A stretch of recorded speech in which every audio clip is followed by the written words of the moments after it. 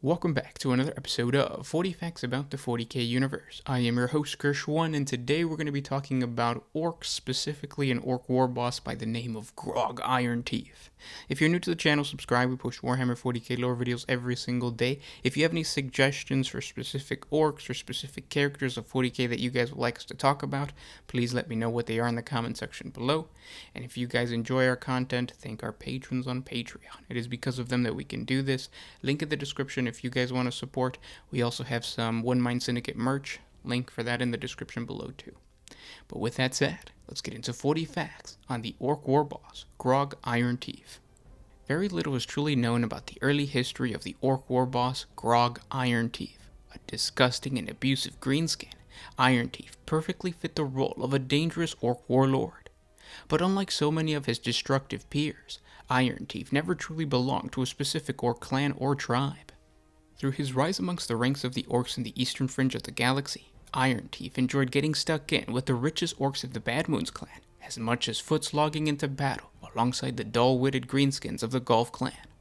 Although he never obsessed about speeding into the enemy on top of a rocket-propelled ramshackled vehicle, Ironteef did learn the value of a fast and powerful warship. As one conflict led to the other, Grog found himself at the head of a small fleet of warships that plundered Imperial trading routes and marauded the blue-skinned colonists of the Tau Empire. Even with his success as a corsair, Ironteef never called himself a freebooter. Instead, he spit in the face of any orc captain that attempted to claim him as a brethren. His aggressive nature attracted many would-be usurpers who simply succumbed to Grog's strength and aggression.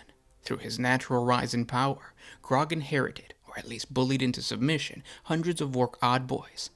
These mechs, pain boys, and weird boys elevated the new war chief's power and allowed his army to diversify in its deadliness until everyone viewed his army as the toughest in the sector. Uncharacteristically, Grog grew in his tactical acumen as he maneuvered through subsector after subsector, plundering planets for materials, slaves, and a good fight. Like a bulldozer, Ironteef left shattered ruins in his wake. For the first couple of years, the war chief and his boys came into conflict with other greenskins more so than any other race, something that only propelled his fleet's strength. As his victories grew, so did his thirst for bigger and bigger fights, until Ironteef was large enough to rally a full-on Wog. Orc warlords, fighting against the newly established empire of the Tau, have often found themselves sorely outgunned. This has always been irritating to the orc forces involved, and sometimes even resulted in greenskin retreats, the warlords muttering to themselves that the Tau have no idea how to fight proper. One exception is Grog, a crusade of vengeance that extended deep into the territory of the renegade Tau commander Farsight. Grog Ironteef, the war chief of Alsanta, had become one of the Tau Empire's most deadly foes. His fleet engaged the Kroot war spheres, drifting through the space lanes of Daleth.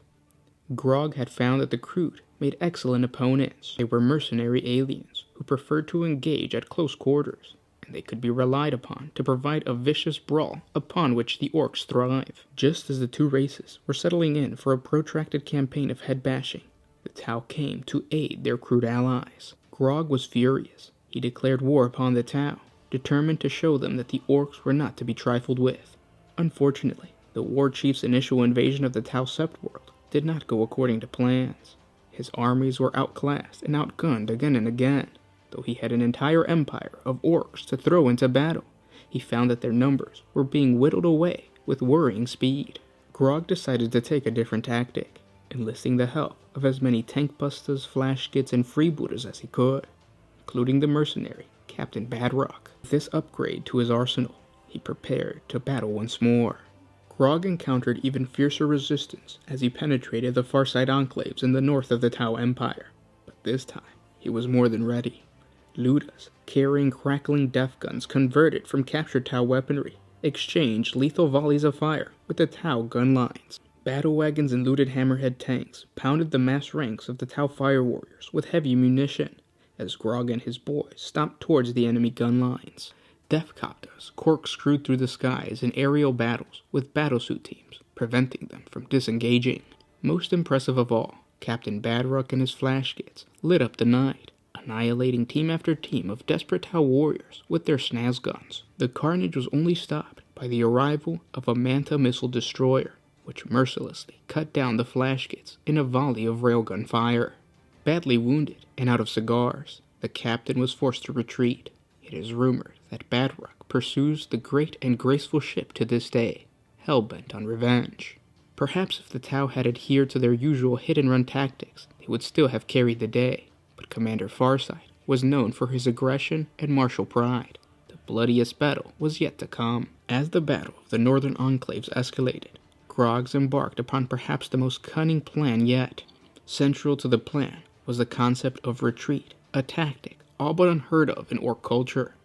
If it weren't for the large number of Blood Axe warbosses in Grog's employ, he would have never carried it off. As the forces of Commander Farsight pressed forward, the Ork front line fell back, hooting and hollering and clutching their heads. The Tau forces, caught in the thrill of the hunt, overextended themselves.